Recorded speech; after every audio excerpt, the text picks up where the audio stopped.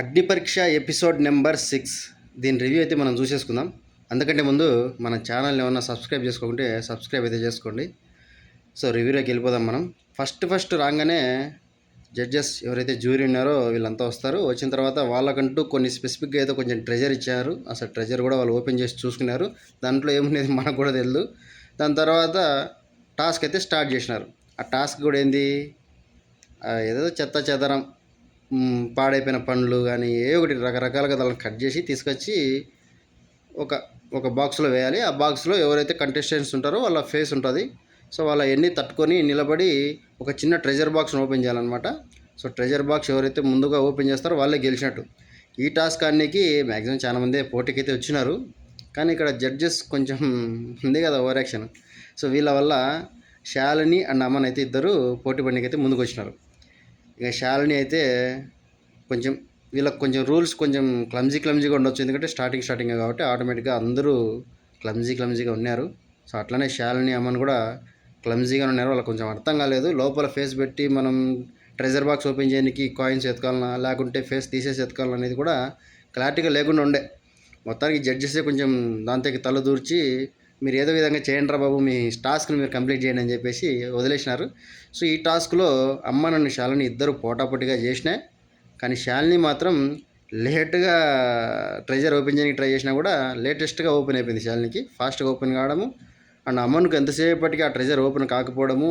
అందులో అమ్మను అది ఉంటుంది కదా ఆలుగడ్డను పిసికి ఆ చేతులు కూడా కొంచెం జారిపోతున్నాయని చెప్పేసి ఏదో కొంచెం చెప్పినాడు. సో దానివల్ల అమ్మన్ కంటే శాలిని ముందే ట్రెజర్ ఓపెన్ చేసి ఆ ట్రెజర్లో ఉండే జ్యూస్ తాగేసి 5 seconds హోల్డ్ చేసిందనమాట. సో దానివల్ల శాలిని అయితే ఫస్ట్ టాస్క్లో గెలిచి టాప్ 15లోకి వెళ్ళిపోయిందనమాట. 15 మెంబర్స్లో ఆల్రెడీ ముగ్గురు అక్కడ ఉన్నారు. సో శాలిని కూడా యాడ్ అయింది. సో 4 అవుతారనమాట. అమ్మన్కు ఛాన్స్ అయితే పోయింది. మ్యాక్సిమం అమ్మను కూడా ఎలిమినేట్ అయితే అయ్యేదానికి ఆస్కారం అయితే ఉందన్నమాట.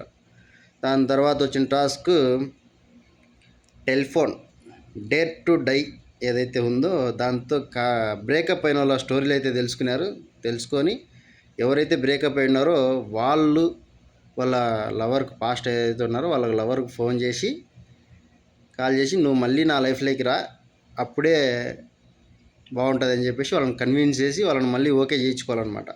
సో అది టాస్క్. నాకైతే ఈ టాస్క్ పూర్తిగా నచ్చలేదు. ఎందుకంటే ఈ తిక్కనా కొడుకులు మన మొగనా కొడుకులా, అరే మొగోళ్ళు ఎవరెవరైతే వచ్చినారు ఈ టాస్క్ ఆడికి మీకు తెలివిందారు అసలు.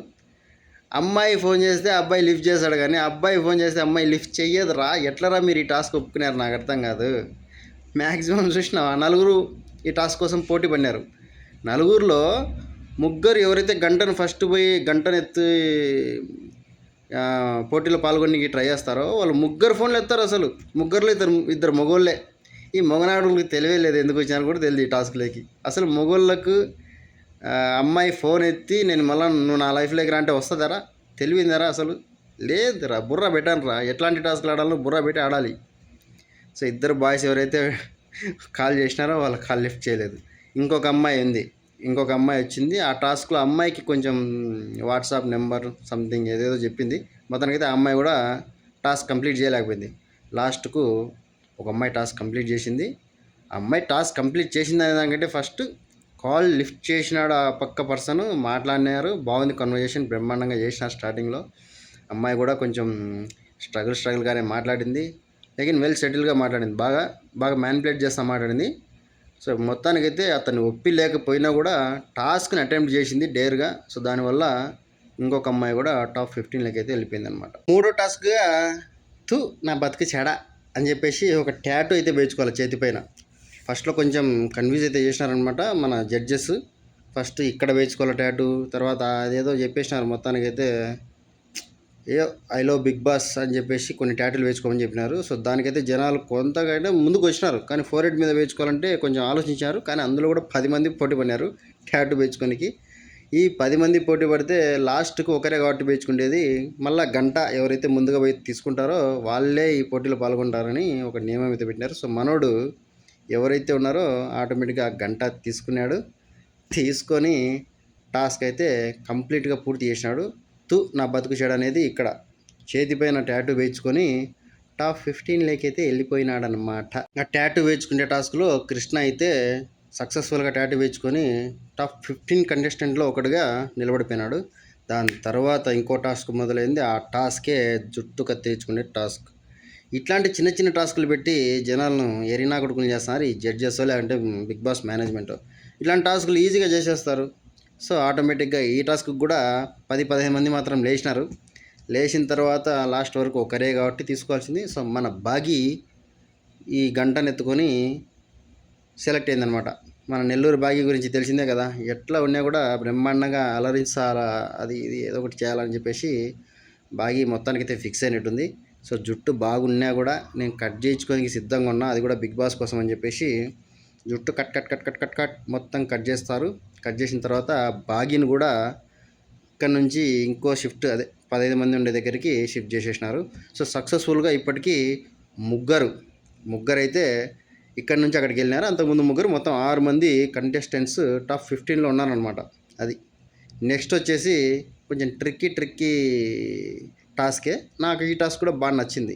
ఈ టాస్క్ పేరు వచ్చేసి ఎగ్జిట్ అండ్ టాప్ 15 అనమాట.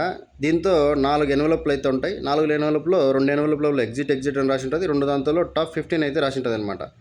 సో ఈ 4 ఎన్వలప్లలోంచి 2 కంటెస్టెంట్స్ వస్తారు. ఆ 2 కంటెస్టెంట్స్ కూడా మన హేమంత్ అండ్ వెంకటేష్ వీళ్ళిద్దరు వచ్చేస్తారనమాట.